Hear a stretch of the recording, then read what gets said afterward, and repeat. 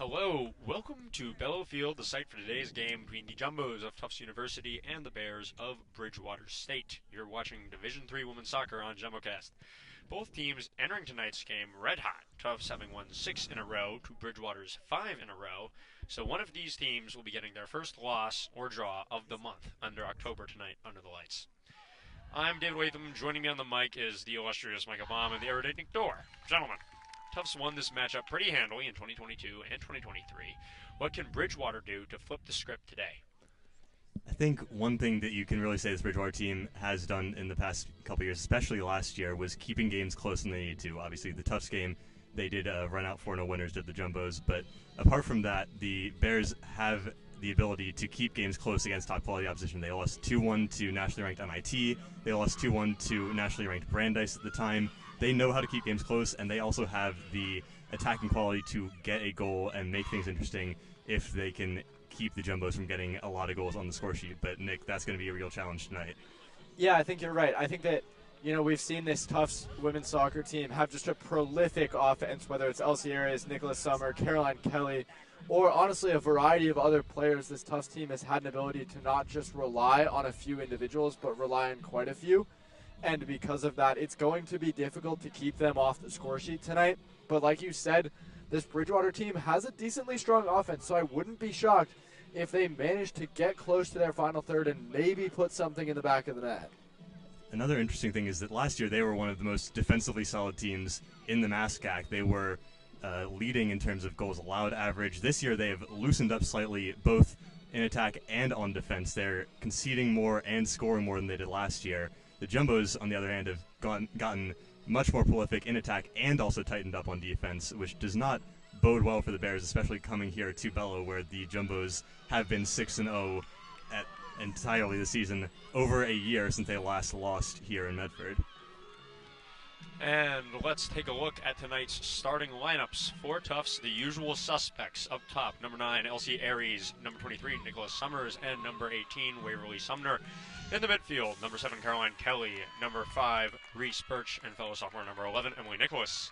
And in the back, number 31, Lena Segru; the seniors, number 21, Jordan Kushner; and number 32, Caroline O'Neill, accompanied at right back by number 13, Anna Griffin. In goal for the Jumbos is number 35, Gigi Edwards.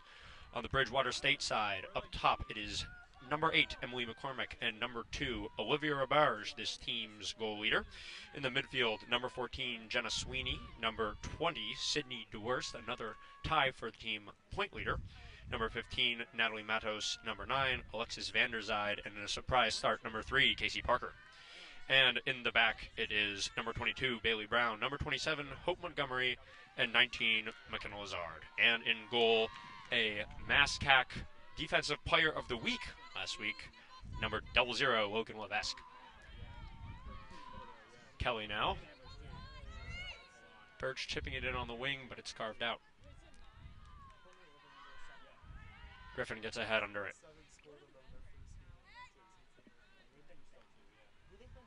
I think one thing we should definitely keep an eye out for in this game is early goals, as Tufts have scored 8 goals in the first 10 minutes of games this season. Bridgewater are no strangers to that as well. 5 goals scored and 4 goals conceded in the first 10 minutes of their own games this year.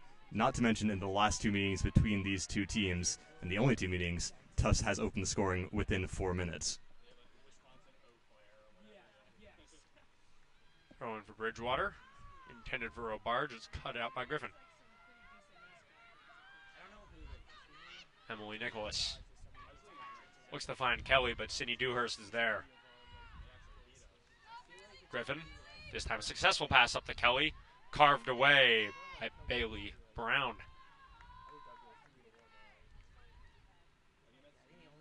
I think that's definitely a situation that the Jumbos are going to keep looking for, is just feeding their prolific offensive players in that final third, whether it's with big balls or just a connecting of series tiki-taka passes in order to get up to that front. And I'd imagine that they're going to look to get onto the score sheet early, especially being at home. Momentum is so critical, and they're going to look to try and find that momentum almost right away. Levesque sending it up to Lazard, who gets under it. Birch tries to control. No luck. McCormack had it, but gave it away to Sumner. Oh my goodness! Caroline Kelly with a cheeky spin move. Tries to place it up the wing. You could tell there, Kelly, as she stepped forward, almost just felt that foul behind her. And you could just see the look as she looked to the ref saying, can I have a foul? And the answer was yes. Tufts with a free kick now. O'Neal winding up to take it. High into the box. Cleared out by Dohr. Griffin collecting. Summers, double teamed, pulls it around to her right. High into the box, and that's a Levesque jump ball every day of the week. Keep your eye on Summers, the NESCAC Player of the Week after 3 goals in 2 games last week, having her best goal-scoring season so far in her Jumbo's career. 6 goals, 3 assists so far. It's really been a marvel to behold so far recently. As well, I will note in favor of Logan Levesque, currently a 787 save percentage, and also the 4th most shutouts in Bridgewater State University's history right now at 14.5. 3rd place, just a point higher at 15.5. Birch finds Aries, though a bit too much on it. She's not in a great position. Here's a drop back for Kushner. Has a go from distance once again. Levesque, bread and butter. And I know one thing I was expecting coming into this game was that this might be something akin to what we saw in the game against Regis, where Regis basically put 7 defenders in their back line and made it really hard for Tufts to play through them. But Bridgewater State are coming out there showing they're not afraid to be a bit more expansive, keep the Jumbos on their toes. It's going to be a bit of a risky strategy, but they trust themselves in terms of attack and defense. Robarge and Segru fighting for it. The former wins it. Takes it on her right foot. Anna Griffin with a nice intervention to take it away. All ball. And Caroline Kelly will send it out wide. You can tell they're looking for that longer ball into the box, or that just honestly that longer shot. They know they're probably not going to have a lot of success in that Tufts really close to the box final third, but they've had a lot of success this season against opponents with big balls into the box, anything like that, and I think they're going to try and connect there. That's something we saw a couple times the last time out against Middlebury, is Birch pulling out wide to that right wing, allowing Summers to underlap. It's really caused problems for the Panthers defense and is causing similar problems for the Bears so far.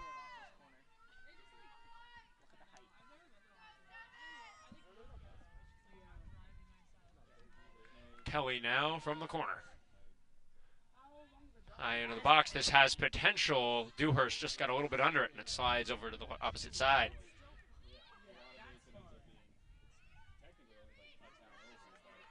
Birch.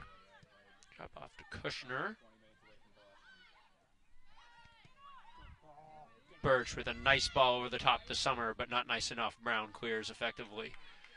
Micah, you mentioned that big conference win for Tufts in their last game against Middlebury. On the other side, Bridgewater has a big conference game to sort of determine, really, the winner of the MASCAC this season against Westfield State. What do you see coming in that matchup? It's going to be a really interesting one. Obviously, Bridgewater State are the reigning regular season MASCAC champions. Were 7-0, undefeated, until they lost to Westfield State 2-1 in the MASCAC final. And that will be something of a grudge match, something of a revenge tour, they've said, coming into the season. High to Aries, but again, it's headed out by Dewhurst. Westfield State have really led the MASCAC, not just in terms of the table, but also in terms of the stats so far this year. But if you look at the rankings, if you look at things like Massey rankings or even the NCAA postseason rankings, they put Bridgewater State and Westfield State. Summers has a chance. Oh, and Levesque with a great stop. And there was a nice ball from Emily Nicholas. Bailey Brown thought she got under it. A little bit of a misfire, and Summers will want that one back. Got to capitalize on those errors. Especially with how hot the Jumbos have been in the early parts of the game so far. That's something of a surprise. Birch. Kelly on the end line. High into the box. McCormick trying to get under it. Finds space. She does find it on the opposite side. Brown, but Nicholas with a nice tackle. Sumner out wide for Aries. Guarded by Dewhurst. Sumner to her right foot. She loves that spot. Has a go. Not where she wanted to place it. Once again, Levesque with a routine save. You know, walking into this game, both teams are high in terms of the stats on shot numbers. And I think obviously the Jumbos are proving that right now. We'll see if Bridgewater can do the same. I think that, though, we'll see probably a pretty high save count for Levesque tonight, or just a lot of shots get fired in her direction. Sumner with a really nice turn on Brown. Keeps it on her right foot. Tries to pull it over to the left. Falls to the deck, but Brown's hand up and the ref didn't see contact. Kelly. Way outside. Has a look. Oh, and it's just high. Sailed over the net by a matter of feet. The chances sure are mounting for the Jumbos so far. Bridgewater State really haven't had a sniff. And you can see a lot of these Tufts mids and attackers having looks up at the net when they're dribbling, even from far outside of the box. They want to have a go from distance, and that's a place they've been successful from this year. Well, and you can tell, too, that whether this team is, whether we're watching warm-ups or just watching this team play, players are having fun. Even in games like this, like you're thinking, yeah, it probably matters. McCormick's ball, almost too much, but Robarge with enough pace to almost get to it. Kushner needed to be there on time, and she was. You can't forget that this is a very prolific Bridgewater State attack, especially with players like Olivia Robarge and Emily McCormick up top and Dewhurst at the back. Brown to Robarge. Finds McCormick. A nice ball through to Robarge, but once again, a bit too much. They wanted a flexion for it to stay here. The ref saw it differently.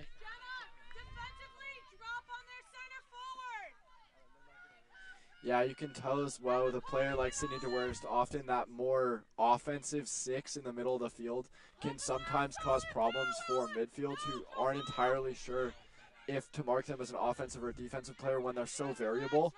And often Caroline Kelly plays in that same role for the Jumbos.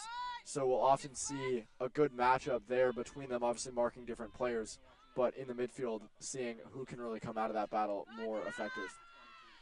And Bridgewater's press yields fruit. Nice takeaway, and Robarge will have a look now in the middle. O'Neal steps in just in time to prevent a shot. And last year, this was, in terms of shots, skewed very heavily in favor of Tufts, 32-2. So Bridgewater will look to get out and get some shots on net, test Gigi Edwards a little bit as they weren't able to last year. Dewhurst, nice use of the body to control it away from Sumner. On Robarge, she has really been a player transformed this season. She had 3 goals in her first 2 years as a Bear. This year, she already has 9, not to mention 3 assists to boot. She has been a transformative force for the Bears' attack, and you can already see the difference she's making on the Bears' front line. Rowan finds Alexis Vanderzijde. Yeah, as well there, DeWurst on that last play, comfortable shifting outside to that out and essentially like swapping or overlapping with defenders, able to play that more variable position in the field. Dropped off for Kushner. On her right foot, finds Sumner short. Cross to Nicholas. Tufts switches the field. Griffin tried putting it to the center. She winds up with it back. Summers, nice chip ahead to Kelly. Lobs into the box where Aries is there, but it's called. She was just a smidge out on the end line. I'll be curious later in this match at the current moment, and this is typical Tufts strategy. You know, Tufts is swinging their outside backs up super high, and this is a Bridgewater State team with some speed in the offense, so I'd be curious if they're able to capitalize. They've done it on a couple of occasions this season, playing balls through and beating out defenders. And we'll see if they're able to do that against players and beating out players like Jordan Kushner. Micah, any opinion on that one? It's an interesting one, especially with the formation that the Bears play nominally in a 5-3-2 right now. They typically play more of a 3-5-2, but their wingbacks are very much staying back to deal with that threat of the Jumbos, wingers, and fullbacks. So if they can get those players forward quickly, it could be dangerous. Sumner on the wing. Nice tap ahead into the center. Birch was able to get under it, but just not enough power to cause a difference. That ball had me a little confused there. It looked like it was going in a different direction than it was. Yeah, I think it was deflected by a Bridgewater defender.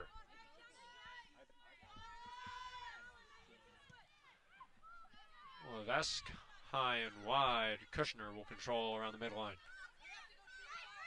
Pulls to her left past Casey Parker. Centering ball to Birch.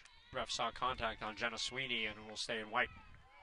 Interesting there. I thought Kushner was going to play Aries on that left side and see if they could swing at center. Chose to go center herself. Obviously works out in favor of them scoring a free kick here.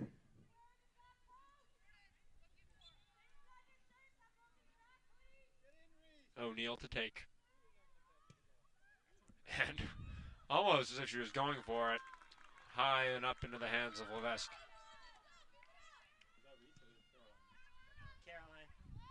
Booted out to the center. Robarge used the ball nicely to win it, and McCormick heads it to her. Great back and forth from Robarge and McCormick.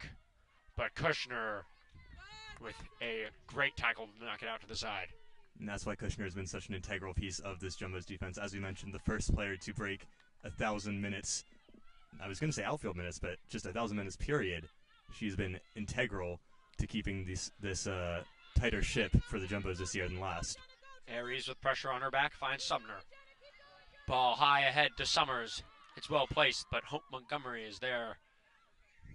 Montgomery guarding Summers, the freshman on the grad student. Sumner. High, once again, Levesque commanding from the back.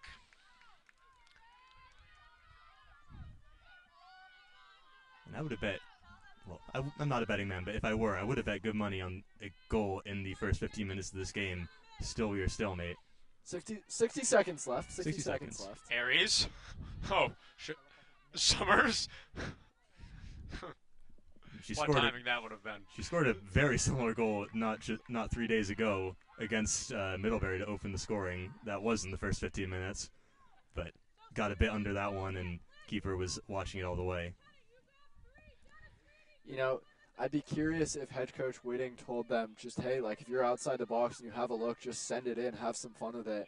Especially in a game that, yeah, it has consequence, but it's not a conference game or anything else. Big break here. McCormick is 1 and away. It's just her and Edwards. McCormick to the left, and Edwards with the save. A brilliant save on a golden opportunity for Bridgewater to go ahead early. That is what Bridgewater do. They are so prolific at putting those long balls forward, finding the gaps in the defenses. Lena Segru and Carolina Neal completely split open, and McCormick had a golden opportunity, but Gigi Edwards standing up big or getting down big, making sure that did not get in the back of the net.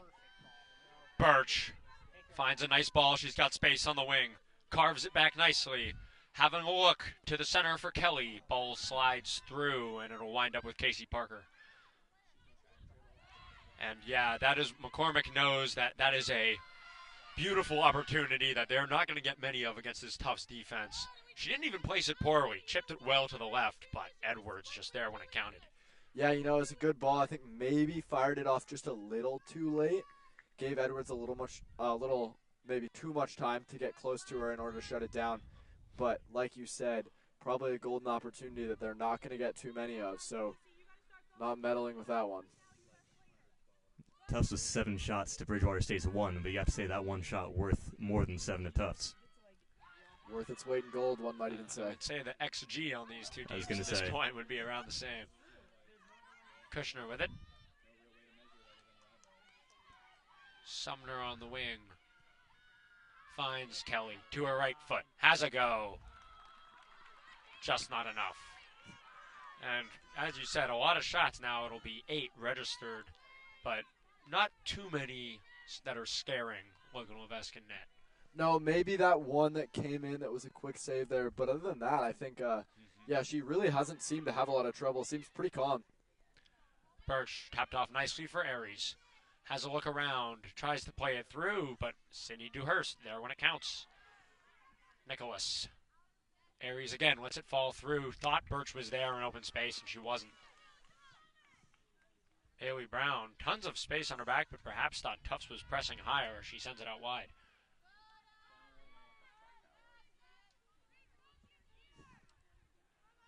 Dewhurst is certainly playing in a bit more of a center back role than a bit more of that defensive mid role right now, which against a prolific Tufts offense is not surprising. High into the middle. Lassard gets under it. Tries to head it to McCormick, and she does. Birch with a nice takeaway. Dropping it off for Kushner. Oh, trying to get a nice little Trivella pass, but Brown was there in time to intercept. Nicholas now pulling it central. Once again, Brown with a nice interception on the pass. And this time it is Kelly and Lassard who hit the ground off ball.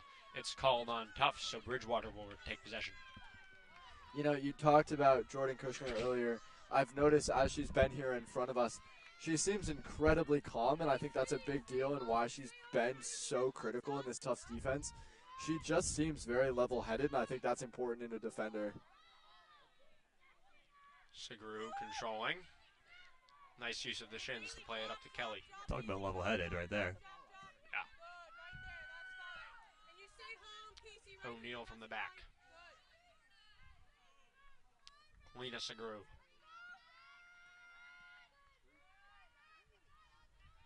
Griffin finding Summers with Montgomery on her. Griffin plays it up the wing for Aries. Aries on Dewhurst, winds up with it. Dewhurst hit the deck. Aries has space, and Kelly and Sumner running. Pulls it back to her own right foot. To the center, Kelly with all sorts of time, and she doesn't even have to think about that one.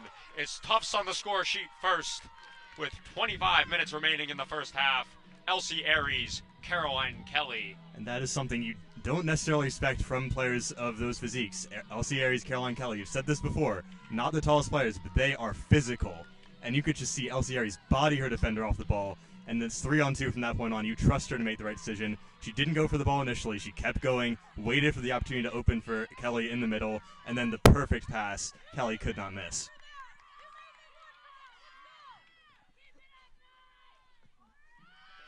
You know, I was going to talk about what just occurred right there, that big ball out of the back. Bridgewater State scored off doing that just last week, I believe, playing that ball back to Dewhurst, and then a huge ball up and over the top, and they were able to get onto it. Speaking of which, wouldn't be shocked if I saw Bridgewater State try and do that again and again. Scored just after 8 seconds from kickoff with a very similar tactic against Framingham State. No such luck this time yet. No, and I can imagine that the Jumbo's back line is ready for that one. Kelly now the goal under her belt, taking the corner. Played out by Brown. Sumner finds Aries, a little back and forth. Sumner to her left foot. Wanted it, but she was double teamed. Casey Parker and Brown on the wing.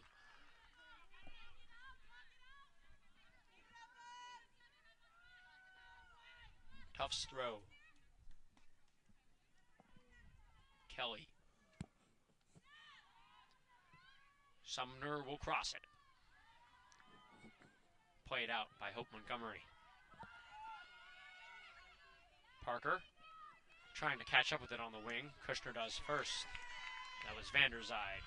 Kushner plays it off Vanderzide for a jumbo throw. Aries. Jenna Sweeney there. Birch with nice pressure to work it back to Aries.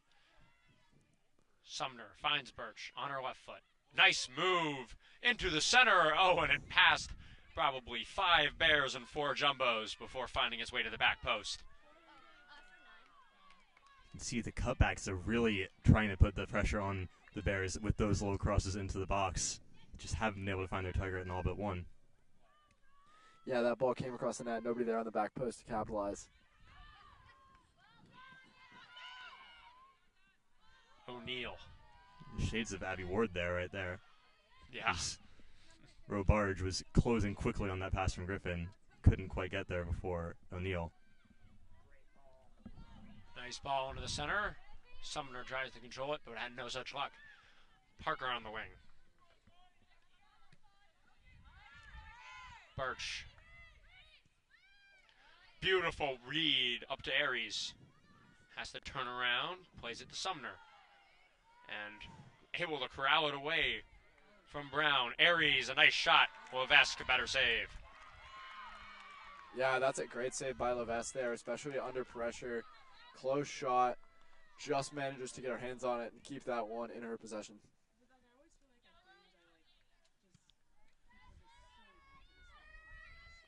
Lassard wins the header against Kelly, and it's a nice ball. We could have the same situation, but Gigi Edwards wants nothing to do with that situation. She's done it once, doesn't want to do it twice. sends that one into a different zip code. We've seen it a couple times now over the past couple games as O'Neal just steps up, and you could see Robarge's eyes light up with that space in behind. Segru, not quite the paciest defender, would not have been able to deal with it, but thankfully for Tufts, Gigi Edwards off the line quickly. Yeah, you can tell Gigi Edwards super wary of that one. Obviously, though, it's going to be a tactic that the Bears are going to continue to rely on. They've had success in the past. And clearly, it's not working, but it's also not entirely working against the Jumbos. We'll see if they stick with it. That's the one thing we don't want to give them. Segru. Played ahead to Summers, who has a nice drop-off for Caroline Kelly. Aries looking for the far side pass. Kelly eventually finds her. Aries back to Summers. High to Sumner. No such luck. Played out.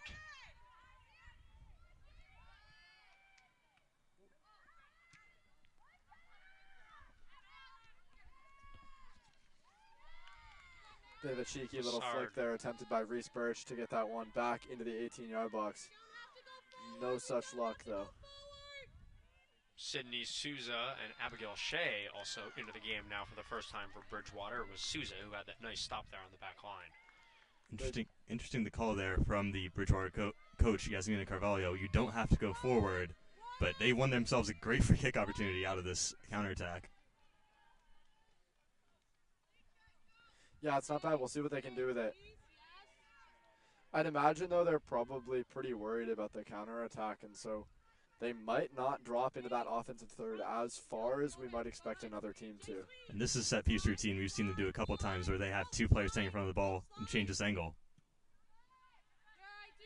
Didn't quite come off that time, but Dewhurst has a very powerful leg on her, and if she can catch one cleanly, Gigi Edwards might be scrambling.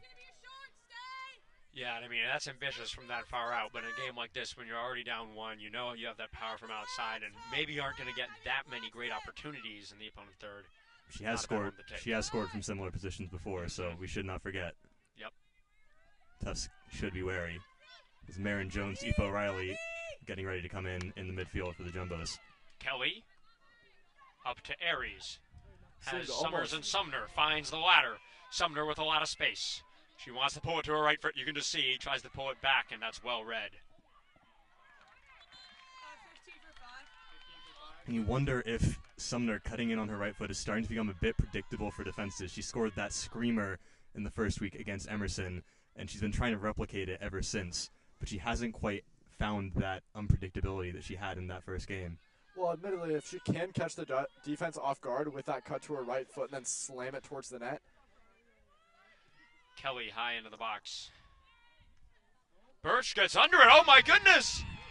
And that's a goal! Reese Birch finds a way to get up and get under it. Levesque looks screened a little bit, wasn't able to get there, and it'll find the bottom right foot of this net for Bridgewater. That is not one you want to give up.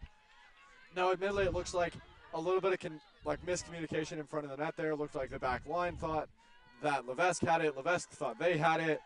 And it ends up just essentially rolling in as Reese Birch picks up one for the season.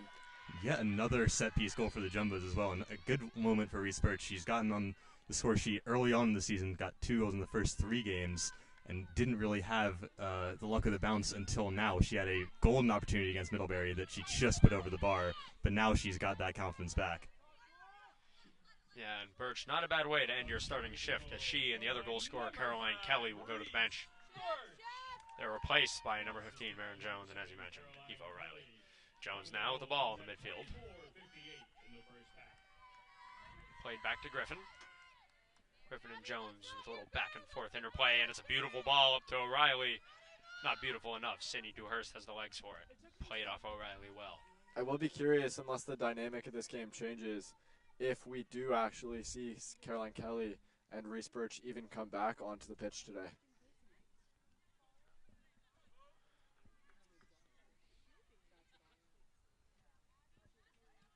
Griffin. Summers trying for a chip around Lassard. Eventually it's Nicholas in the center. Played to Aries. Back to Nicholas. Lassard there at the right moment to chip it away. Robarge and O'Neal fight for it, and the latter wins. Griffin on the wing. You can tell Robarge they're ready to capitalize on the counterattack. Knows that that's probably going to be her strategy to finding the back of the net today. Also, underrated pass there from Erin Jones as the ball bounced out to her, but she knew she had Robarge on her back. She saw that McCormick was lurking, just played it wide. Anna Griffin was able to adjust quickly enough and made sure that the Jumbos kept possession. Really heady play from the first year. Bailey Brown controls it nicely with Sumner pressure and gets it over to Sweeney. Shea with some of her first touches in the midfield. Lassard played up nicely for Matos, but Griffin shields her away from the ball and lets it roll out of bounds. A lot of contact there on the wing, but it'll stay with Tufts. I'm 22, going for 9. Some more tough substitutions prepping to come in. Hannah Batt, Sarah Hawk, Camille Liu, Erin Duncan. High pressure from Souza has effect on Kushner, but the second slide not as clean as the first. Kushner will go down, and the ref has used too much contact.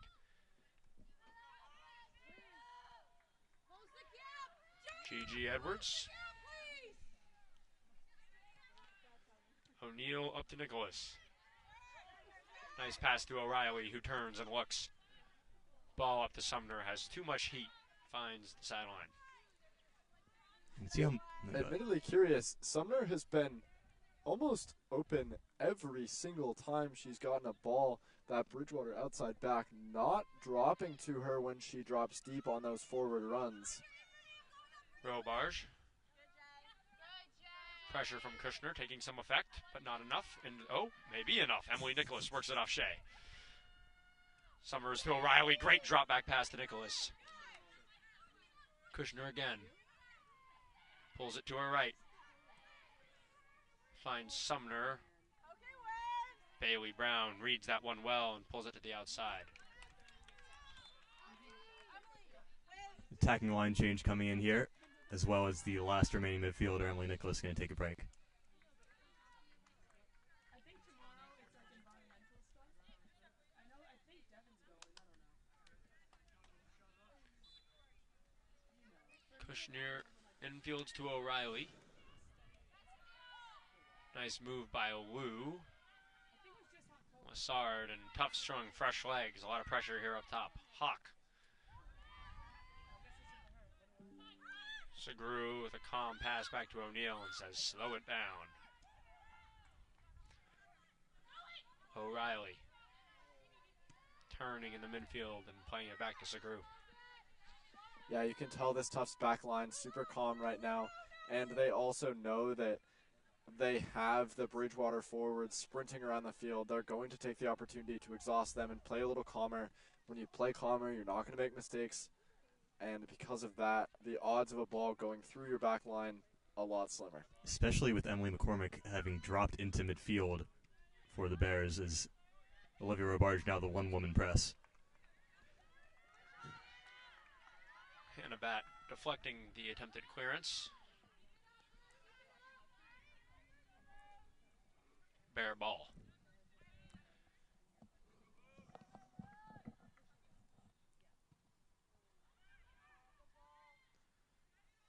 Griffin with the header up to Hawk, who plays it back. Tufts showing discipline in the midfield, controlling these even when Bridgewater's pressing. Griffin winds up with it on the wing after some ping-ponging around. Brown plays it away from Liu, but it'll stay with Tufts. Kushner. Never mind. Souza there in time. Now will look to hold Kushner off the ball to the end line and has success.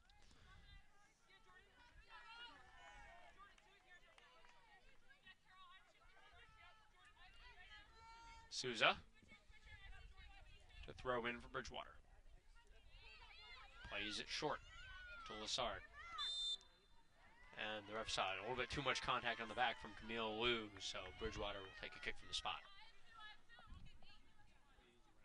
Lots of really stellar communication from the Tufts back line that we can hear right now.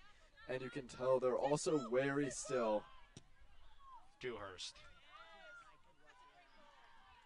Played out by Segru nicely. And Robarge will accompany it to the sideline, ensuring a throw-in for her team. And that's why they have to be cautious. Looks like Segru being very careful to make sure Robarge has as little space as possible to work with. tracking her very closely.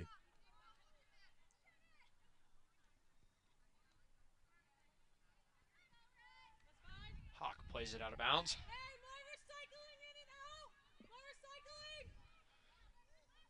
Robarge ping-ponging back and forth between red and white. Shea winds up controlling in the midfield. Oh, and Bat pulls it away from Brown nicely. A little 22 on 22 play. Never mind, back to Brown.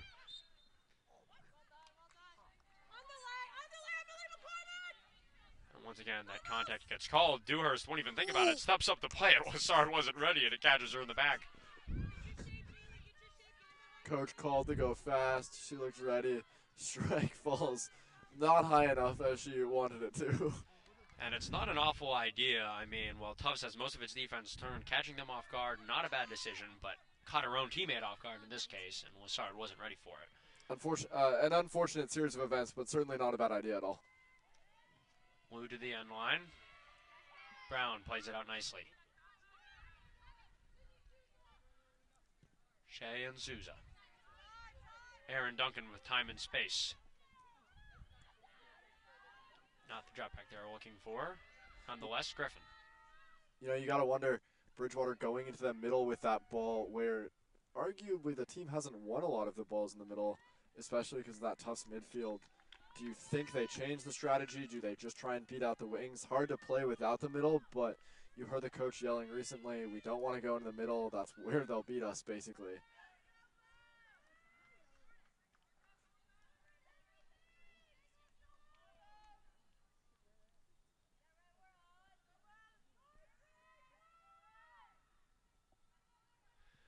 Baron Jones from the corner. Hawk tries to corral it. Duncan gets the ball back. Jones from the wing stumbles over the ball a little bit. Defended closely by Matos. She'll knock it out for a tough throw-in.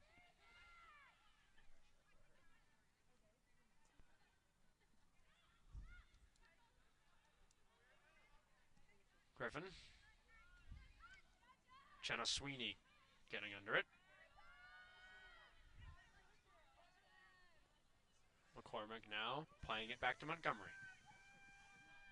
And that ball up the wing is a bit ill-timed. It'll go out of bounds.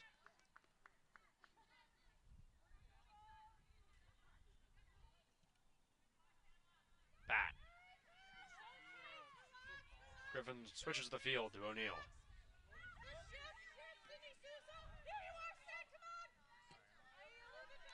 Souza running to try and intercept that one, but not quite quick enough. Tufts will continue to play around with it. You can tell Tufts comfortable there just to cycle that ball in the backfield. And also comfortable playing it up, Duncan. Also certainly true, I was going to say, comfortable playing that ball in the backfield and then capitalizing on the offensive momentum when they have it, not trying to rush it. And I think that's part of what makes this Tufts offense so prolific is, one, you can tell the girls are trying to have fun and enjoy it, but also simply they are just playing out of an effective backfield and then capitalizing, not trying to rush the offensive momentum. And for Bridgewater, Snellgrove will take the place of Lassard as Conrad and McCormick also come up to the sideline for a substitution. Snellgrove up to Robarge. Back to her right foot. Ricochet up with her left foot. Not as much power on that side, and Edwards no trouble collecting. Nothing in the middle, please. As you were saying, Nick, the call very clear and unambiguous from Yasmina Carvalho.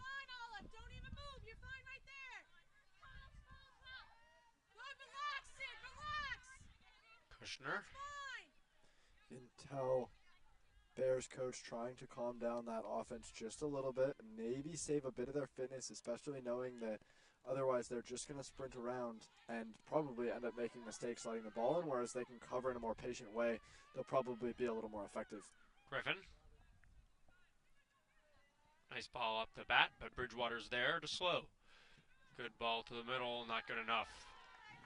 There's been a lot of those tonight for Logan Levesque. Tufts had about, I think they had 10 shots in the first 15 minutes. They've only had 12 total tonight, so they've really slowed down since getting those 2 goals on the board. Souza now with pressure from Wu. Plays it back to Brown, but not the way she was looking to, and bad intercepts. Wu, perhaps to be rewarded for her hard work, getting it on the wing, into the middle.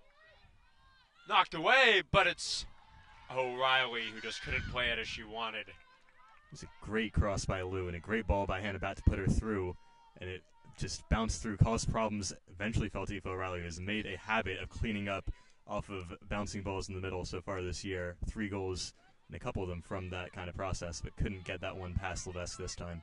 You know, Mike, on that notion of shots decreasing, we obviously... Cormac. Hawk trying to catch up with Robarge. That is hard to do, but Segru is the one who's there. Hawk's pressure able to let her get to the spot. She knocks it out of bounds. Yeah, the Bears are going to take that corner there. Couple of changes on the offensive side for them as well, by the looks of things. They're going to take the advantage of the corner, and the corner call is chaos. Selmeyer now entering the game along with Conrad and the second McCormick sister, who replaces her sister. So now we have Caroline instead of Emily on the field. And as you said, the call is chaos. Let's see what happens from this corner. Huge ball. Goes maybe a little past the net, little past where they wanted it. Not very chaotic. I think they tried to with the players on the goal line and then pulled them off, trying to cause a bit of confusion for the Jumbo's defense, but they've been pretty confident in those areas. They had a bit of a struggle with defending set pieces at the start of the year, but they've been pretty solid, not to jinx them.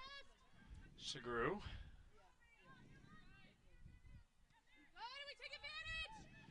Conrad tried for a nice little pull-around move, but no luck. Jones in the middle.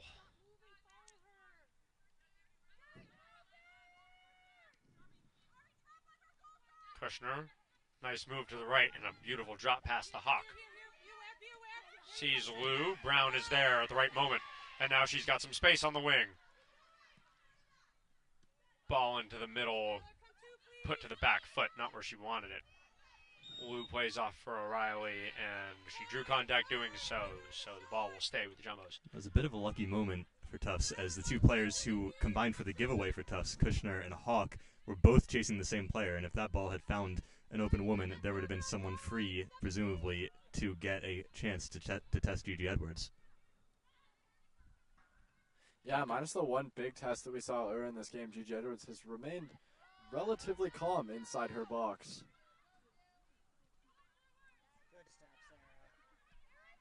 Hawk slightly overplayed and Bailey Brown intercepts, but her drop-off pass doesn't find Montgomery. Instead, it's Aaron Duncan, and Montgomery making another one of those stops right on the end line to give Tufts a corner. Their 6th of the game now as O'Reilly steps up to take it. Yeah, Tufts a team that's good on the set pieces as well. Would not be shocked if they keep trying to create corners, obviously, and then are able to capitalize off of them. I think good on the set piece is an understatement. O'Reilly, nicely placed, Segru under it.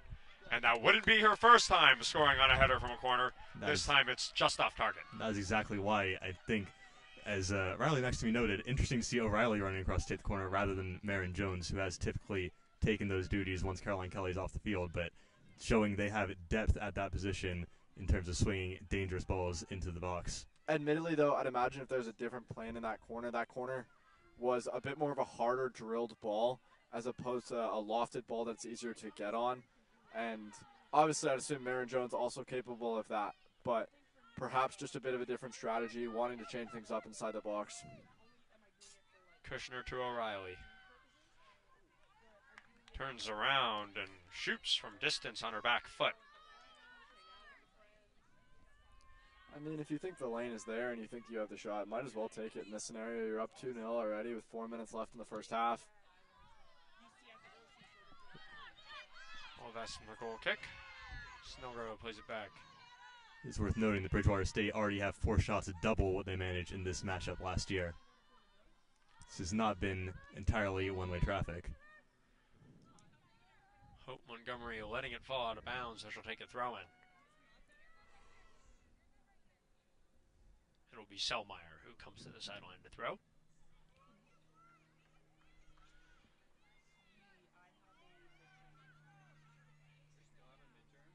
Tries for a long throw into the middle.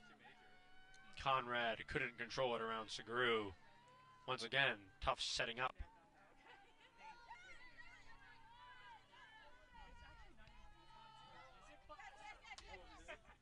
Souza up on Kushner. Back to O'Neal. Plays it in the middle for O'Reilly, who hears footsteps and drops it back to Segru. That's definitely high movement IQ from O'Reilly there. That ball wasn't going anywhere. They're getting a little trapped. O'Reilly sprints up the field, gives herself an option, and then gets the ball moving around again.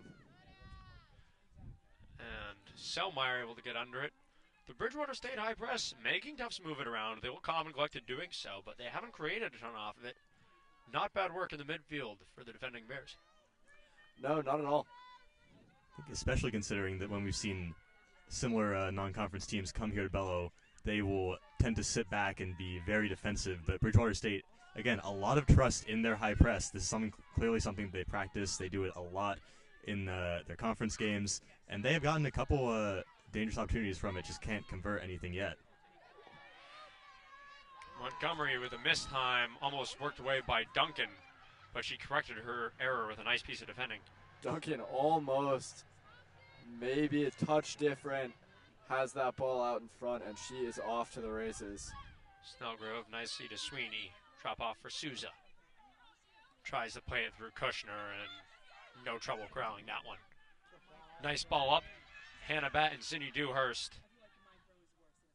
Batt not able to win that one there. And that's a difficult matchup for anybody with Certainly Sydney true. Dewhurst.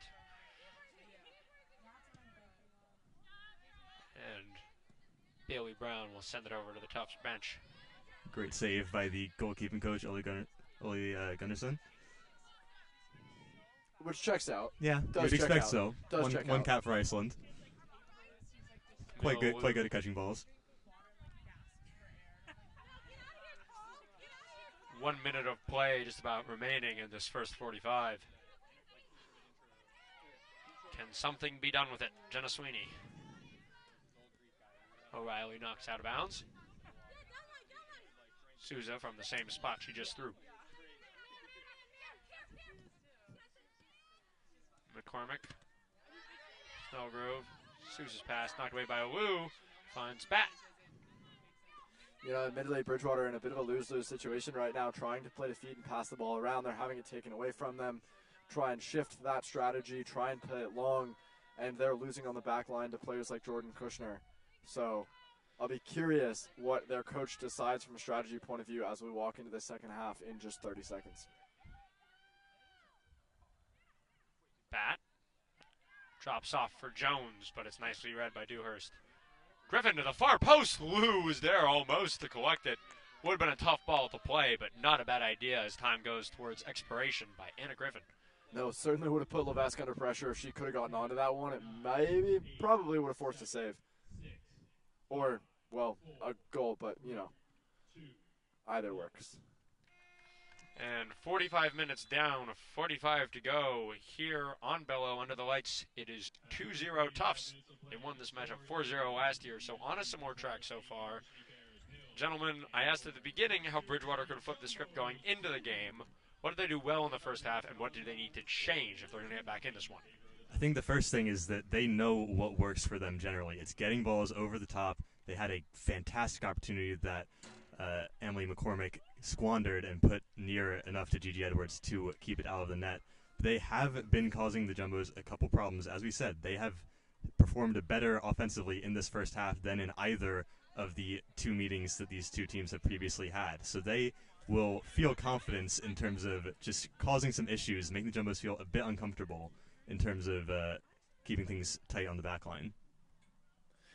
Yeah, for sure. I agree. I think we've seen, honestly, yeah, the scoreboard does say 2-0, but it's been a decent half from Bridgewater, and I think that it's not a half that they're going to walk into the second half thinking, oh, this game's over. Like, I think there's still a lot of chance for them to come back, and I wouldn't be surprised if they change up their strategy just a little bit and see what they can do in the second half.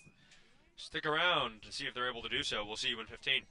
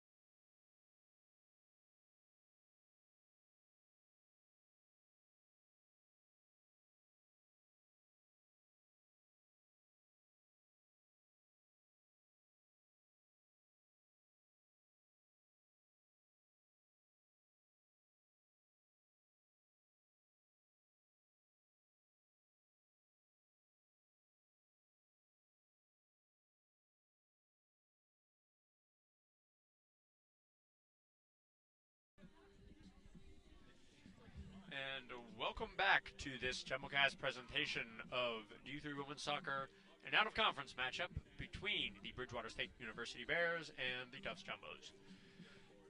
Joining us on the mic for the second half in his first soccer commentary performance is our friend Noah Goldstein. Noah, give the viewers at home just a quick recap, if you can, of what went down in the first half and how we got to where we are now.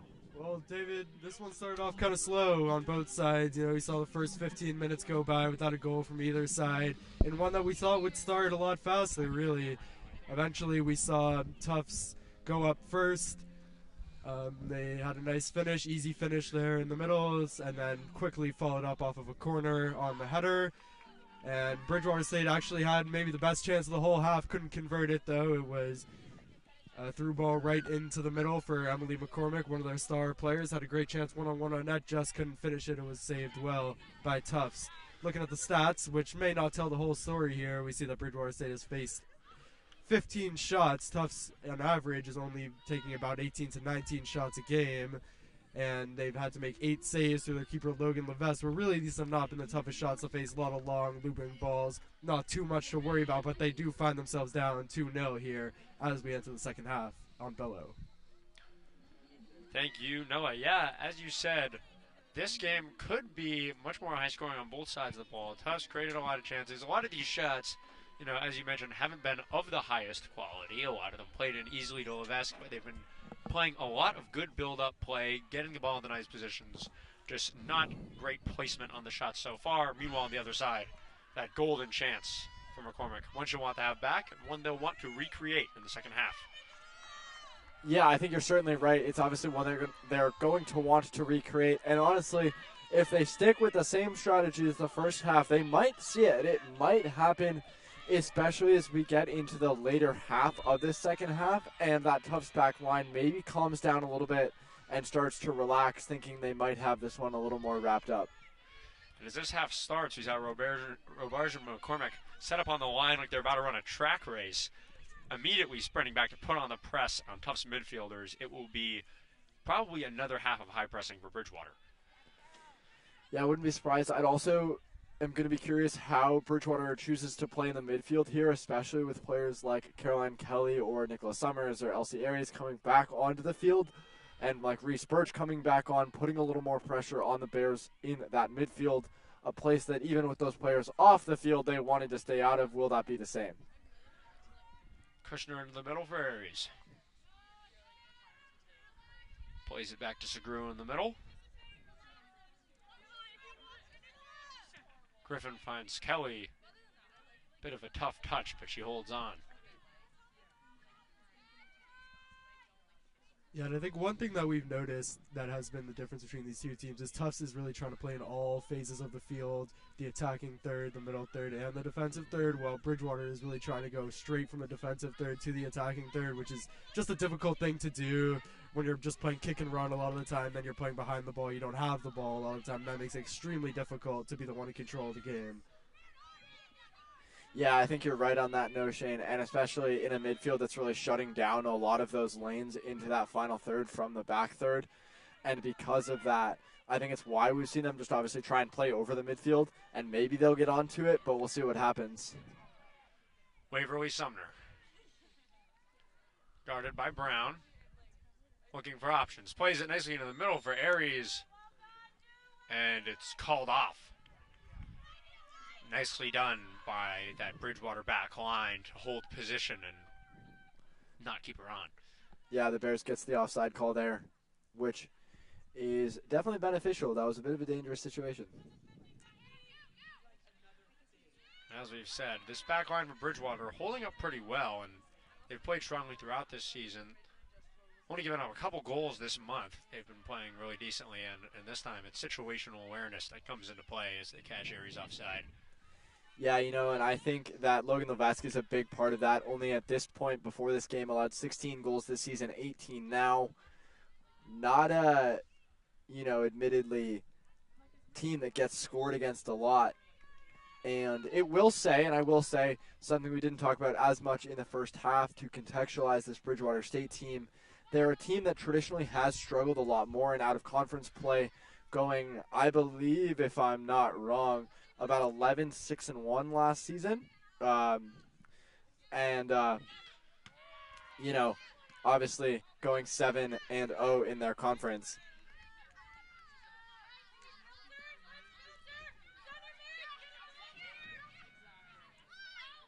Throw in for Bridgewater State. It'll be Natalie Matos.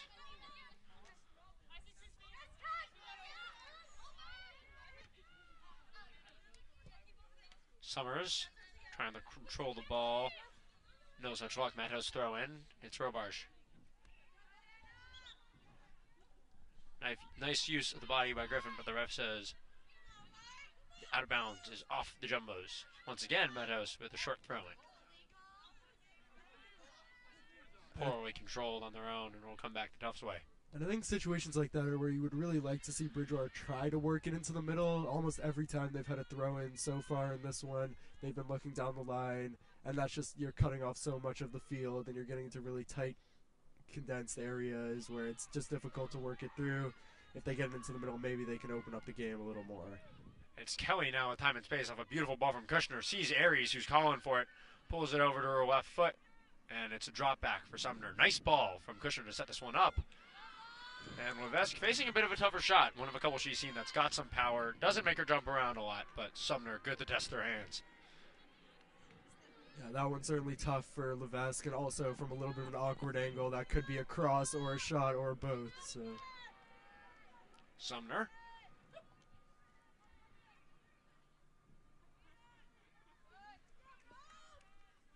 Yeah, you're definitely right.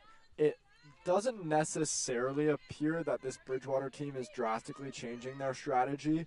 Instead, just looking to keep it on the edges, stay out of the midfield, and then see if they can get big balls over and hopefully get around the Tufts back line.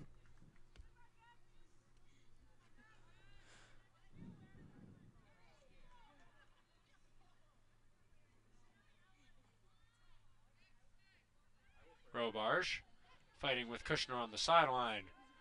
And Robarge with a nice pace, but Kushner does well to play the body and knock it out. Yeah, again, they're just trying to advance on those outside edges with players like Robarge. Now, you also might wonder on this team, traditionally, Dewhurst plays a bit more of an offensive role with her in the back line, which seems to be necessary at this point, but is that really hampering the Bears' ability to create offensive momentum and make things happen when, especially considered she's their tied lead points leader, big from an assists and a goals point of view? Nicholas to Aries. Turns and makes her assessment. And it's ball up the wing to Waverly Sumner. Nice little backspin on it, so it's an easy control. Trying to work it around Brown. Pulls up from deep. That's the spot we mentioned earlier. I believe Micah talking about how she loves to pull it into the right there. Gets the space this time on Bailey Brown, but shoots it high. yeah, well, Sumner has had that matchup basically all night here so far. She's just been driving and driving, sometimes cutting in, sometimes going to the byline. But I think, we would like to see her. Aries was offside last time she tried that. She tried to pass into the middle. I think that was a really good decision because when she's cutting in every time, always looking to shoot, it's a little bit more one-dimensional. But when she's working in the cross to the middle, it just makes her so much more dangerous no matter what she chooses to do. Birch. Dewhurst as well to keep it away, but Kelly now fights and wins. Kelly fighting 2-on-1. 3 players hit the ground for a moment, and Kelly draws the foul in, fighting away the Bridgewater defenders, and it will be set up from an opportune point here for the free kick. This Tufts team, not afraid to play physical, not afraid to really take chances, and, that's something we saw majorly help them in their deep NCAA's run last year, helping them right now as well with Caroline Kelly taking this free kick. Durson Lazard. Kelly, the wall, makes the stop when it's needed. And you hear from the Bridgewater bench, that's a brick wall right there. It is indeed all red and lets nothing through. All red could also describe the bruise of whoever took that one off the leg. I will say, their jerseys do have gray on them, so could be bricks there.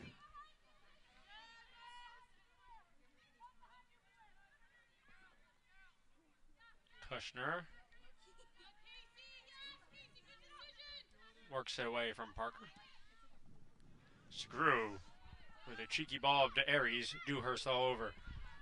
Dewhurst and Aries, a matchup that I thought we'd see tonight, and Aries winning this one. Fires that ball into the middle, but doesn't go anywhere with it. Vanderzij doing well to carve it out, but Tufts once again correcting their mistake and holding on. Nicholas to the center. That same play we've seen Levesque have to make all night. So far, she's done no problem doing so. You know, I will say in favor of Levesque, yes, the score sheet is 2-0, and that second goal arguably was maybe a bit of a miscommunication or mistake there. But otherwise, I think she's really played a pretty spectacular game.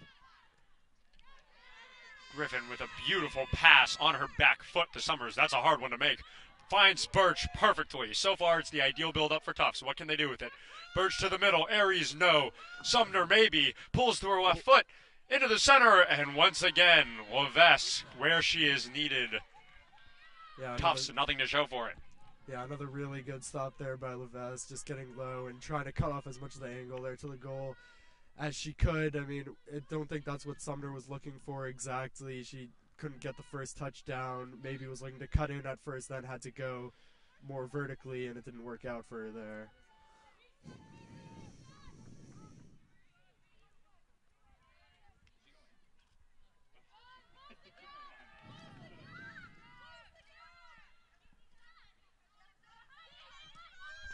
Segru.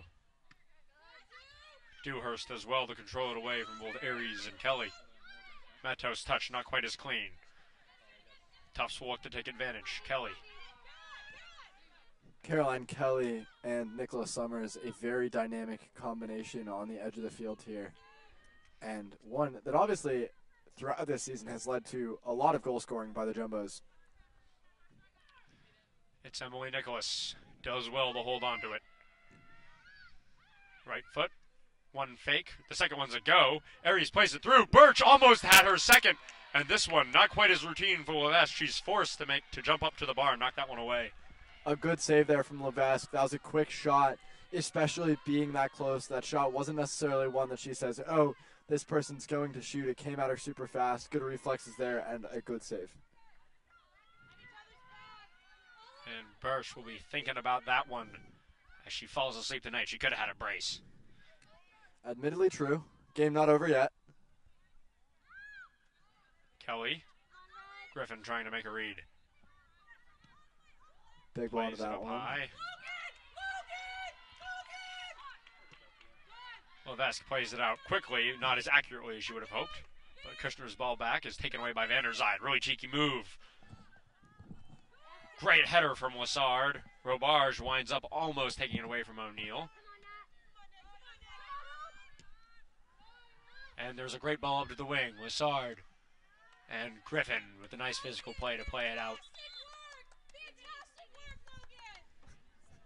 You know, you can tell as well that this Bridgewater State team is really starting to look for those really long balls.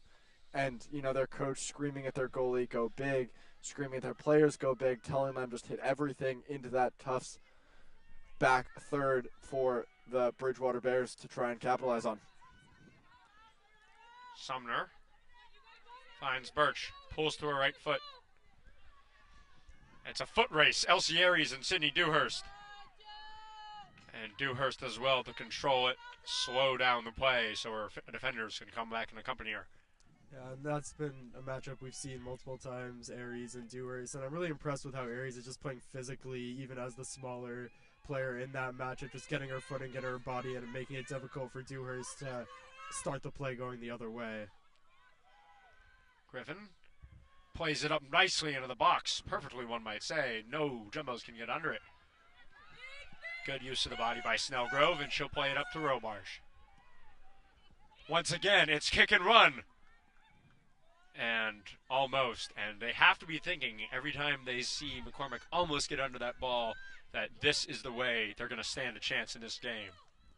You know, I've been watching this matchup here that Nicholas Summers is causing on the right edge between her and Juliana Matos, and then also her and Hope Montgomery.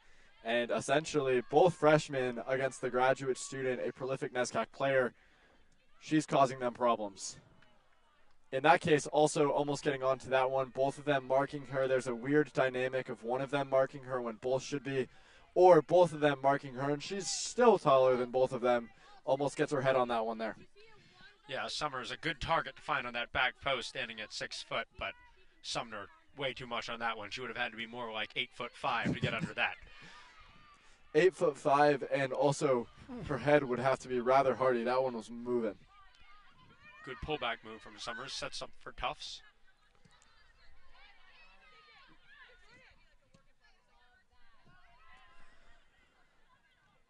That switch across the field to Jordan Kushner there. And as the field shifts, Kelly.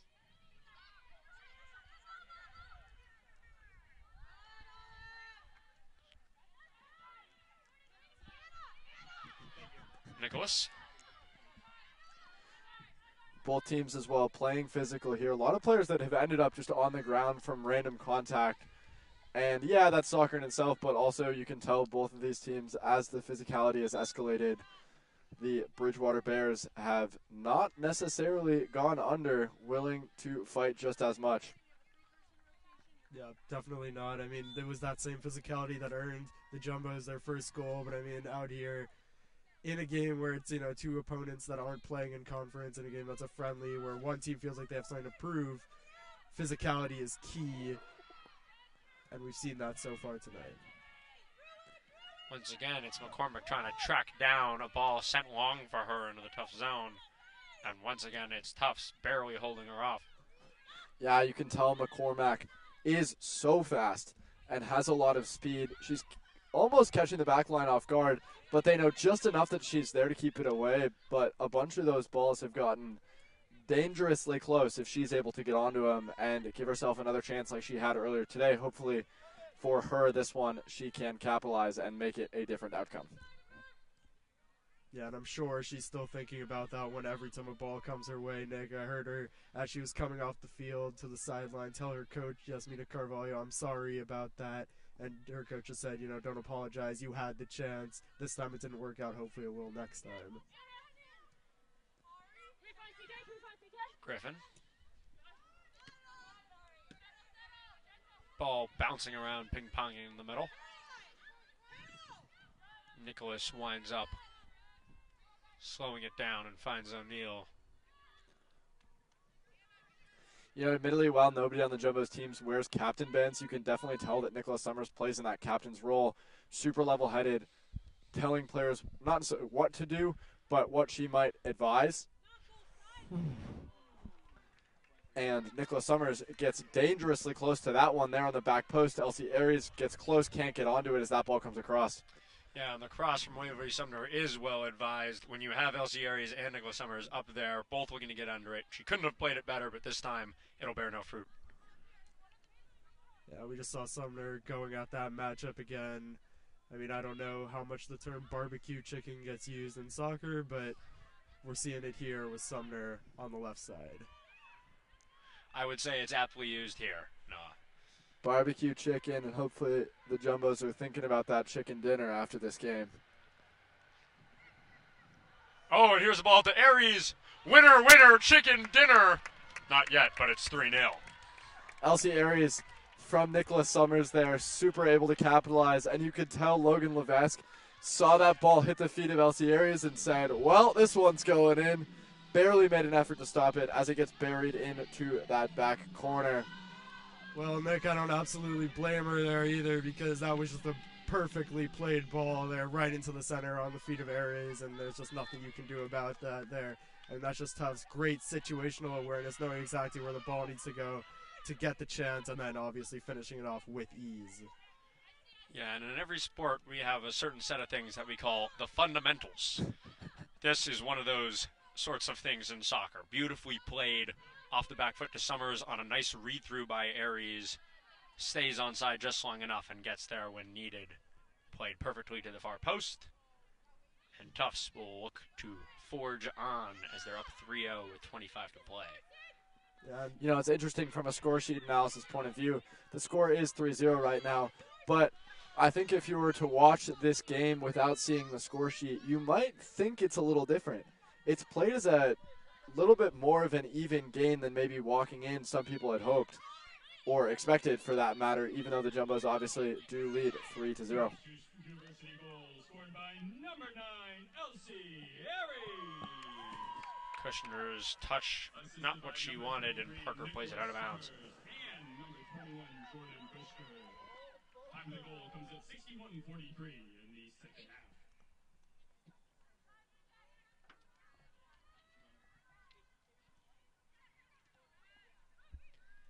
Sumner.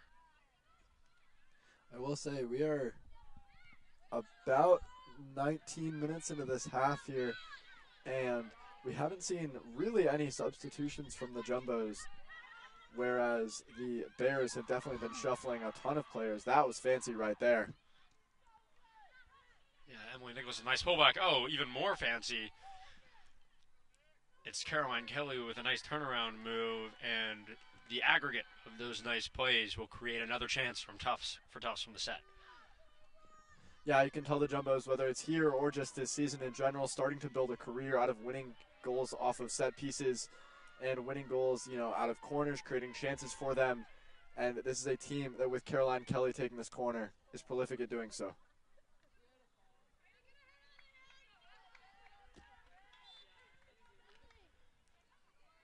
And once again, it will be ye old McCormick substitution. Caroline coming in to replace her sister Emily. Yeah, we've definitely seen some squad rotation on Bridgewater's side, and I too am surprised that Tufts hasn't looked to do that as much. I mean, coming into a friendly, which seems pretty low stakes towards the end of the season, you would think Coach Whiting want to give people a lot of opportunities, deep within the squad, but maybe she's just seeing something that she wants, the first team to work out first before the rotations come in later in this half. Also potentially true, and she might look to see substitutions in the back line, like bringing Rachel Arcella into the game, but obviously the back line is still under pressure against this Bridgewater team. Maybe a little less confident in those younger players as opposed to the experienced players that have played in big games and are also performing really well right now. Kushner's ball finds Aries, but he can't control it as intended. Brown will take a simple route and play it out of bounds.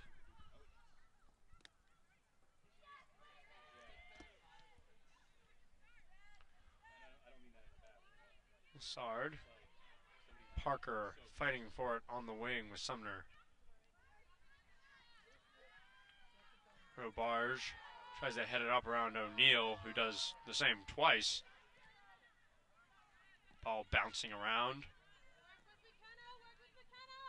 I think another problem that we're seeing for Bridgewater is even when they're trying to play a counter-attacking style, but even when they do get the chances to counterattack, they have so many behind the ball that it's just making them difficult to get in a good spot to get players forward and to make it difficult on this Tufts back line there.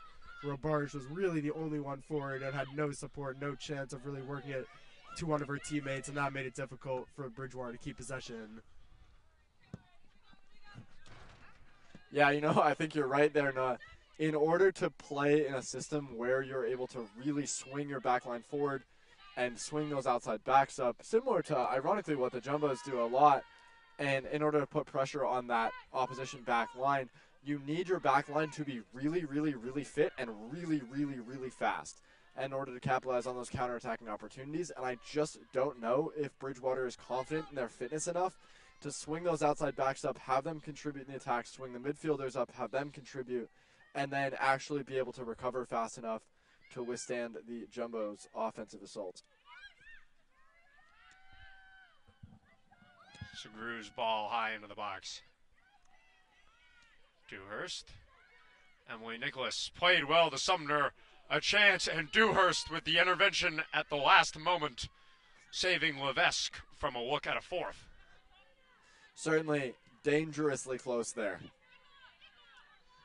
Summers. She has options around 4 or 5 Jumbos out shouting, Nicola. Everybody wants a look here.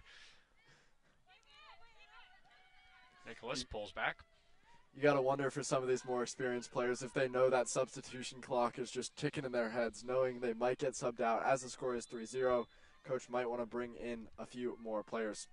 Yeah, Nick, that's definitely a good point. I think also they know that this game could be an apt one to get on the score sheet for maybe once, maybe twice more for the rest of it. But as time runs down, those chances become fewer and fewer. So just trying to maximize what they can do in this matchup. Here's Robarge away. We've seen this before. Has a go from way outside, and it didn't look bad, making Gigi Edwards' heart stop for half of a second, perhaps. No, just a little bit of a wrong angle, but I do think had that ball been fired about 6 feet to the left, maybe even less, it would have put Gigi Edwards under pressure. She would have had to make a big, big save there. Really get up and get her hand in front of that one. And once again, Robarge's pace on full display.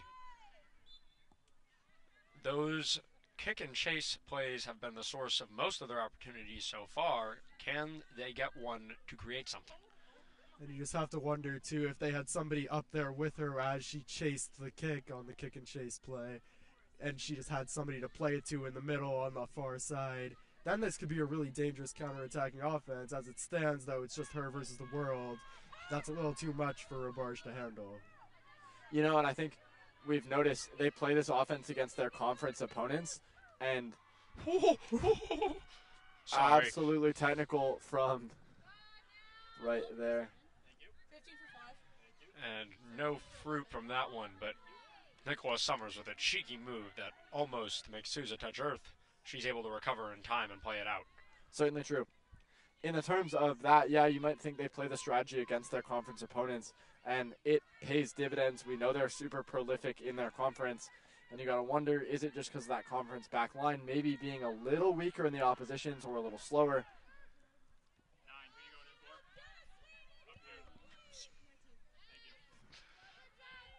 Kushner. Sumner. Defended well in the back by Matos.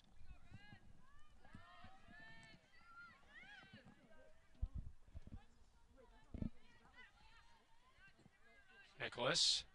Back to O'Neal. Oh, nice move by Kushner, pulling it back to her own side, and now she's running. Sumner on the wing. Bridgewater falling back into their defensive set. Into the middle, it's carved out. You know, it's an interesting image right there to see just a singular Bridgewater player up on the front and then a wall of red behind them and a decent gap in the middle, clearly putting that front player who's putting pressure on them in a little bit of trouble. She's all alone up there if she wants to chase the big balls.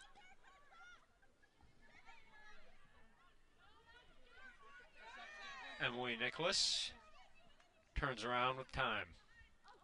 A high ball, and it's chased down by Birch. Here's a chance. Birch all alone. Dohr's trying to get back. Plays it well, and I said that Birch would be thinking about that opportunity for a brace later. Well, turns out there were opportunities coming. A golden chance, a golden goal. Birch has two. Yeah, Reese Birch gets onto the scoreboard there and manages to capitalize on it as the Jumbos make a whole set of substitutions, maybe a little more confident in bringing people out. Reese Birch gets subbed out, following the pattern. Scored the first one, got subbed out right away. Now getting subbed out as well. Well, gives her a good chance to celebrate with her teammates there on the sideline. And meanwhile, for Bridgewater, Van der Zijde will come back in while Aaron Richards comes in for her first minutes. And here at the bench, we will also have a little bit of a substitution. Micah Baum is back with us. Nick Dohr is out. Thank you for your contributions, Nick. Micah, how about that goal? I mean, that was something. Reese Birch, we said she hadn't had the luck of the bounce in terms of attacking or shooting in the first half, but boy, is that some statement to get 2 goals in this game, and what a fantastic run, fantastic touch, and a fantastic finish to make this 4. And I think it wasn't just a fantastic run, Micah, but also something that I've noticed on both of the Jumbo's goals in this half has just been how good the timing has been. Now they've known how to play the ball at just the right time to get in behind the Bridgewater back line. And I think that bodes really well if you're a Jumbo, so, you know, seeing that this team has chemistry, that they just know how to play to each other, they know, and they trust each other to be in the right spot, and it's paying dividends here, 4-0. Definitely is, and that's something that they struggled a bit with at times in that first half, but it's good to see, if you're a Jumbo's fan, that they are really starting to click. Her second goal of the game, assisted by number 11, Emily Nicholas. Kushner now stepping up to the throw. 7 minutes, 25 seconds in the second half. Jones. Now we do get the attacking line change in terms of Audrey Crommett and Maisie Neville coming on up top alongside Erin Duncan, who we saw in the first half. The latter two first years getting some good minutes.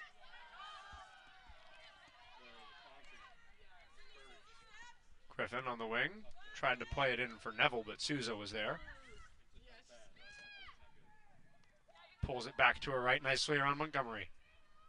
High end of the box. And that has been Levesque's, as I said, peanut butter jelly all night tonight. Shout out to Anna Griffin, though. She has moved back into that right back role. She had been in the winger rotation very frequently, and she was getting some good involvements. But now she has been called into action at right back just to give some extra options and a more attacking option from that defensive area.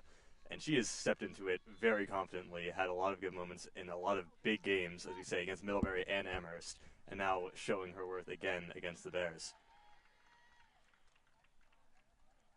McCormick back up into the lineup or placing Robarge.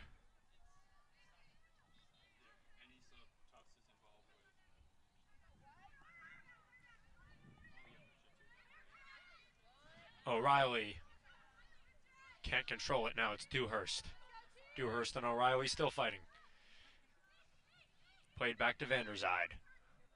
Hawk on the back of Snellgrove. A lot of contact here in the middle, but Bridgewater holding on nicely. Vanderzide. Nice ball through. Caroline O'Neill's header will be the difference maker. Maisie Neville. Assessing her options over on the left side. But Montgomery sees that she's reading the field more than the ball and plays it in well. I think one thing that was promising there on the last time Bridgewater had the ball was just seeing Sydney Dewhurst trying to go forward, progressively playing 1-2s with her teammates, and I think being such a dynamic player as she is, leading the team in points, you know, we would like to see her go forward a little more and just try to will her whole team forward from the back if they're going to get anything out of this one.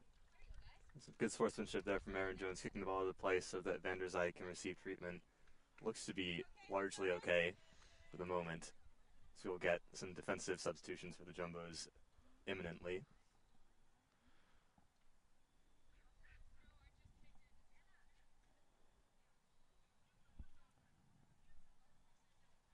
Will be Arcella and Holsterline coming into the game for Tufts. Holsterline's second game back since that injury she suffered earlier on in the season. And Vanderzide will walk to the sideline. All right, she's replaced now by McKenna Lassard.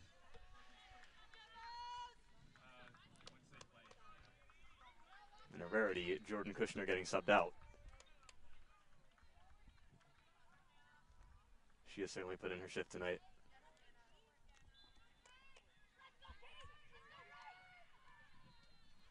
Bridgewater to throw in. Hawk controls.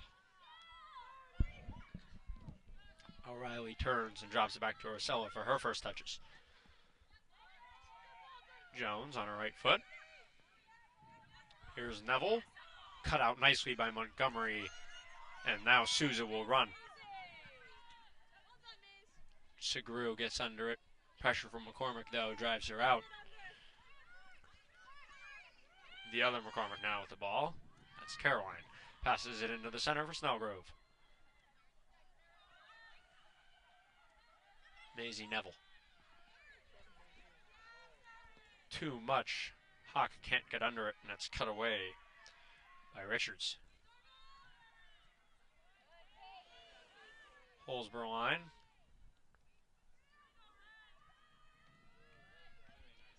Here's Aaron Duncan. Opts for the short pass to Jones. You can see how many players the Bears flooded forwards there. They really wanted to exploit that opportunity and get at the Jumbo's back line, but they stood firm, got all of their players back except for Crommett, and made sure that nothing came of it. Yeah, one thing that their coach has been emphasizing on the sideline, too, is that they don't always have to play forward. I think there they looked a little bit too far forward, too quickly, and forgot to look back. Enough players couldn't get forward fast enough, and then, you know, they just didn't have the support to make that attack worthwhile.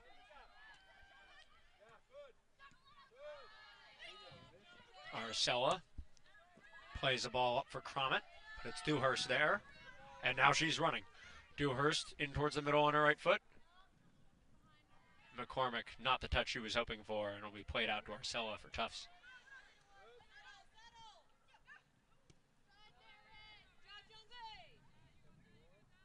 Holzberline and Matos in a foot race for the ball.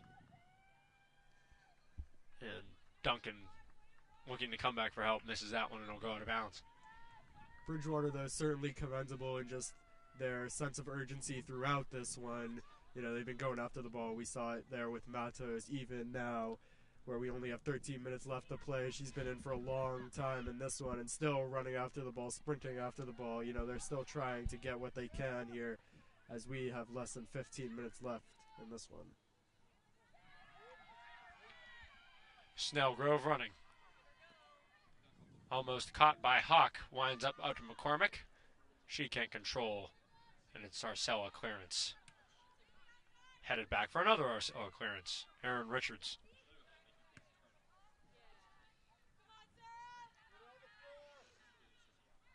Marin Jones.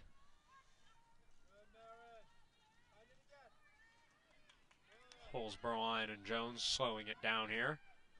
Coach Whiting has dropped Jones into a much deeper role in this game. She has been much more of a free 8 typically, but they are allowing Aoife O'Reilly to play as that 10, Jones sitting in behind. As we saw that earlier in the middleweight game with Caroline Kelly that time, sitting in deeper. Maybe a potential new tactical tweak Coach Whiting's trying out. Holzberline with a beautiful ball. Duncan will chase it down on the wing. Brown coming back to cover. Pulled back from Duncan. She's calling for runners into the box. Sends it. And Dewhurst is there to pull it away from Neville and draw the contact.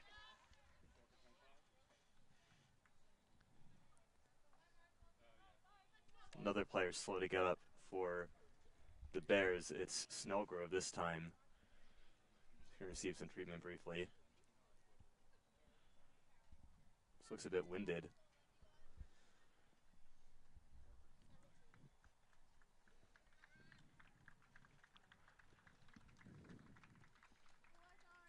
Snellgrove will come off. It's number 4, Abigail Shea, in the game.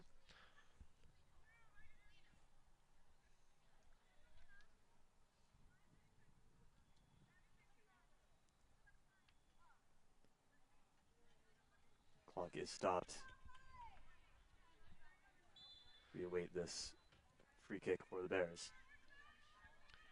Dewhurst plays it in. Here's Lassard with pressure on her back. Back to Dewhurst, but Crommett takes it away in an opportune spot. Has a go from deep, and it's wide left. Crommett really does have that finisher's instinct. She really wants to get that shot away fast, and it's a really smart idea, but much too near the near post, honestly. Well, too wide of the near post, but even if it happened on target, I think Levesque, in her form tonight, would have had that every day of the week. And Robarge subbed out with 17 minutes to play into this game. Coach Carvalho perhaps didn't like what she saw because Robarge is right back in just 5 minutes later. Yeah, it could be nothing more than a breather, though. Robarge has been doing a lot of running up top. She's straight back into it here. Hawk. Over to Duncan on the far side. The touch winds up being a pass back to Hawk, who does a cheeky move to retain. Dropped off for Jones. Tries to play through to Crommett, and Dewhurst read that one easily. They're a pretty similar pattern as what we saw Tufts go for when Elsie Aries scored the third of this one. It's good to see that they're going back to similar ideas, similar patterns. Even if it didn't work out that time, certainly a dangerous move on there for the Jumbos.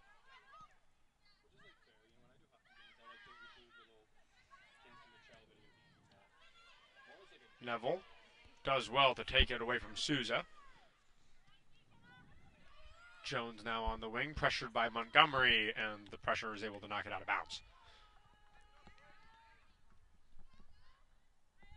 10 minutes remaining in regulation in this game.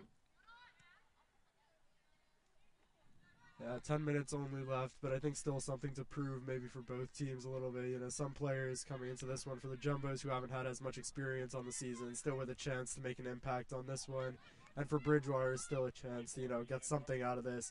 They've had chances, certainly, but they would definitely like to see themselves put one in the back of the net before the drive back to Bridgewater, Massachusetts. Especially with this game still sitting at 4-0, as was the scoreline last year. Both teams will want to prove that they've progressed from last year, get something one up on their performance a year ago. Arcella.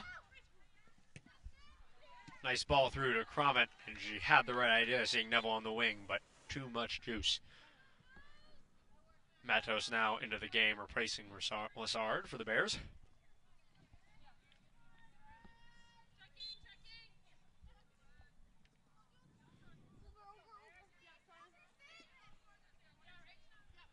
Souza not liking any of her options until McCormick comes to retrieve. Souza and McCormick with a nice little back and forth. It's played up to Matos.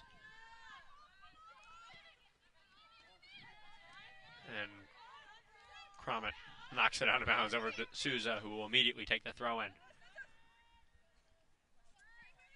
Souza again from around 20 feet up. Beautifully thrown in to find McCormick on the wing. Now the Bears with some opportunities. Plays it into the center. No, Segru, the one to carve it out.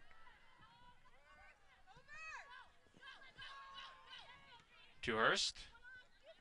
Collected as she plays it over to Matos.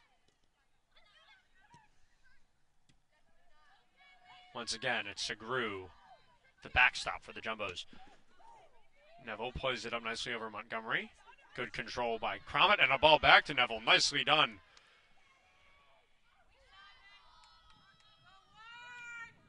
And it's a good tackle there from Montgomery to slow this one down.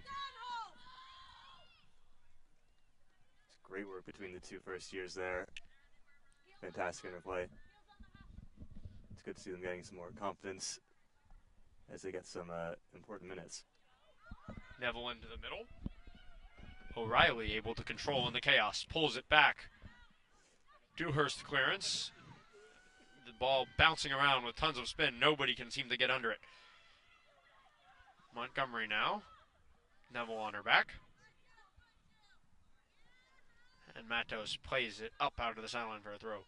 Some love for Aoife O'Reilly, by the way. She's been almost overshadowed by the sheer talent that the Jumbos have in their midfield between their starting three, plus the breakout of Marion Jones this year. But that right there showing she is still an extremely skillful player and is just one of many options in the arsenal that the Jumbos have in midfield. Certainly a deep Jumbo team both in midfield and up top, and I think that will definitely pay dividends as we look forward to the NESCAC tournament and hopefully a run in the NCAA tournament. You know, it's good to have options and have people that you can rely on across the board in different situations as these Jumbos hope to play a lot more soccer this year. Reminder for anyone not up to date on the playoff situation, Tufts will play at Bowdoin next week, and if they get a point, they'll guarantee a home game here on Bello in the first round of the NESCAC tournament. If they get 3 points, they'll guarantee the 3 seed and avoid Middlebury in that quarterfinal. Jones now to take it from the corner.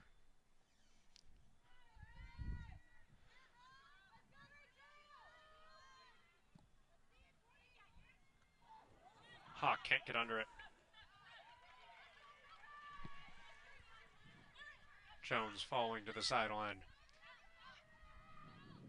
Micah, you mentioned that important matchup for Tufts against Bowdoin. We've also talked about this important matchup against Westfield State for Bridgewater. That Westfield State team yet to even draw a game this season. Only that tie with Fitchburg State holding Bridgewater behind them. So the winner of that game will really be the one who should get that 1 seed going into the playoffs. It really is looking like winner takes all in that situation. Robars to the center. And get something under it, but the placement isn't there on Edwards Corrals. That's certainly going to be a tough one for Bridgewater State coming up this weekend. That last year crowned champions of the NESCAC regular season, but fell to that Westfield State team in the championship, and they definitely think they have some unfinished business in that matchup. It'll be a fun one to watch. Especially considering their last crown was in 2017, 2013, their last NCAA qualification as well. They want to get back there soon. A nice cross from Jones is eventually won by Duncan. Holsborough line.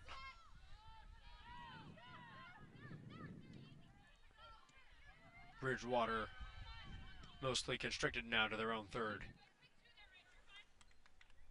Well, I think that's been a really good job by the Jumbos, too, especially their young substitutions coming in with energy. And basically for all 90 minutes of this match, they've made it really difficult for Bridgewater to have any room to breathe. I mean, there hasn't been a second where they've just had it on the back line to relax. And so it's just been constant pressing and really good energy across the board.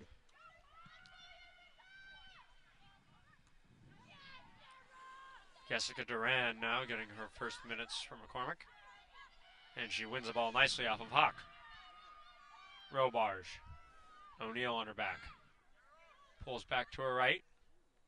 Calls for a runner on the wing, and it's beautifully placed. Holsborough line able to hold it out. Matos wanted contact, and there it is. The refs will call a corner kick. Holsborough line bewildered by that call, but seemed that the referees were in agreement. Yeah, she got a little contact, forced to touch it. She thought once it was already out of bounds, but Mato saying it was in. The referees agree. We'll see more of this chaos strategy. High into the middle. O'Neal there when needed. Shea and O'Reilly fighting. O'Reilly wins it off of Shea and then does well to play it away on Brown's attempt.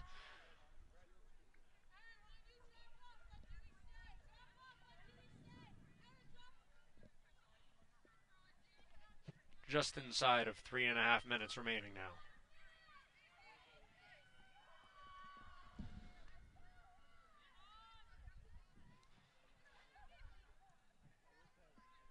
And Tufts will corral it and play it back to Gigi Edwards. Segru.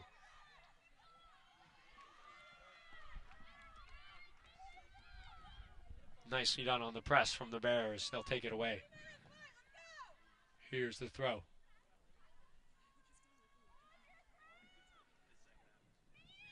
Montgomery. Played to the middle. Edwards ball. Yeah, and it's interesting. In 3 minutes left here, you wonder if Tufts might just want to possess this one out, or if they still feel like they can get something from this friendly. They still feel like they can add one more to the score line here. They don't just want to run to the corner, pass this one around. Certainly Bridgewater State still trying to get forward as much as they can, still trying to press up when they don't have the possession as well. The Jumbos especially, this would be their 5th clean sheet of the season, which would already match their regular season clean sheet tally from last year. Say already, with not that much the regular season remaining, but nonetheless, that's a good milestone to hit if they can get there in time. Robarge catching up with the kick ball now. This time her opponent's Holsborough line. The latter does well to carve it away, but she'll do so past the end line. And so once again, the Bears find themselves with a corner kick. This one's dropped short to Brown. And once again, O'Neal, the intervener, on the cross.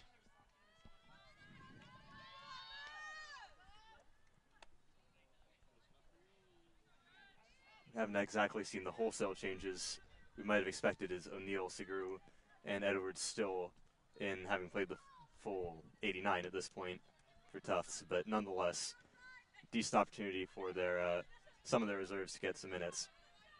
They've shown some good tenacity to keep this one as comfortable as it looked at the start of the second half. Neville now in a foot race for Montgomery. It's a beautifully played ball by Segru. Neville now with some space. Plays it into the center. And it's knocked away, I believe, by Brown. Missed one jumbo. Had an eye on a second, but it's played out. And here it is on the other end. It's Robarge and Edwards. Now it's just her in goal. Robarge on her left foot. And she gets it. They're celebrating on the sideline. 40 seconds to play. It's the strategy we've seen all night from them, the play and chase. And this time, Robarge pulls it nicely to the side of Edwards. Composed and calm to get a goal with 40 seconds left. And you can't say they don't deserve it. They've already had a couple of those chances, really put Tufts under pressure a couple of times. Couldn't make it consistent pressure, but if you can do that once or twice a game and you have someone like Olivia Robarge up front who you trust to get on the ball first and get around the keeper, and she's always going to put that away. You can see the jubilation on the Bridgewater State bench as they get one on the board against the number 9 team in the country. And I mean, you talked about opportunities to show improvement, this game being 4-0 last season. Obviously, this is not changing the outcome of this game, but really a lot of the point of these out-of-conference friendlies for these teams is to get, a look at teams from a different conference and to test yourselves against what is, for Bridgewater State, higher-ranked competition than they find in the conference. So to come into this game and work hard all 90 minutes and see yourself rewarded with a goal is still special for this team. 10, 9, 8, 7, 6. Hawk now having a look from deep. And it is almost through the uprights for a field goal. Time expires on Tuesday night lights. Here, the Tufts University Jumbos, the victors tonight over the Bridgewater State Bears. Your final score, 4-1. Micah, any keys to the game today? Yeah, well, just for Tufts, mostly controlling the game and on defense in the midfield and attacking. Just, this is not the level of competition you expect to see in the NESCAC tournament and in the NCAA tournament if they go to the later stages. But still, it's a good opportunity to get out there, get 90 minutes of experience, and just try to control what you can control here on your home field, play the best you can. And I think definitely some things to take away if you're Coach Martha Whiting, some things to think about as you go into Bowdoin. But overall, pretty positive, and the fact that you got to get a lot of your younger players some experience, never a bad thing. And as for Bridgewater State, that is a great way to finish off the game, is they score in the last minute for the second game running. They will have some momentum in their veins going into that huge conference matchup for them against Westfield State, as they have shown they can compete with the big boys, or big women here. We will be back post-game.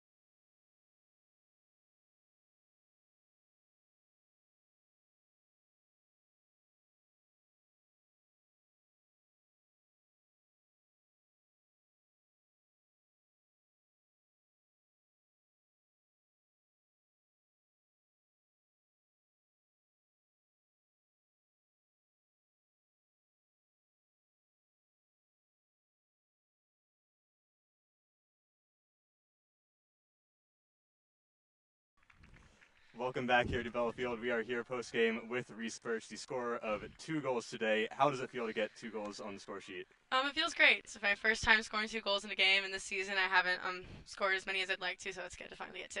It definitely is. And how did you feel as that ball came over the top? You were sprinting for you had so much time to think about it as well. I thought there was no way. We were actually talking during the first half about how easy it is to miss breakaways, so that was kind of going through my head. But it was good. I got kind of plowed at the end, but I didn't see where it went, and I'm happy to know that it got in. Yeah, definitely. Yeah. I think, what are your thoughts on not being able to keep the clean sheet in the end today? It's frustrating. I mean, I think that this season we've been so good. Our back line's been so solid, and I think it's really frustrating to give away a goal in the last few seconds. But overall, they played great, and we got everyone in, so it stings, but we'll take the win for sure. Yeah. And going into Bowdoin next week, how are we feeling ahead of that matchup? We're really excited. I mean, Bowdoin's always a good game. We played them in NCAAs last year, and it was a really tight game, so there's a bit of a rivalry there, but we're really excited. It should be a good one when we come out with a win. Great luck. Thank you so much. Yeah, thanks. And thank you all for tuning into JumboCast. You can go celebrate with the rest of the team. Thank you all for tuning in. I would like to thank my crew around me, Maddie Miniotti on camera, Nick Dohr, David Latham alongside me on commentary, as well as Noah Goldstein making his soccer commentary debut, Catherine Burns directing, I have been Micah Baum. Thank you all for tuning in so much, and as always, stay home safely.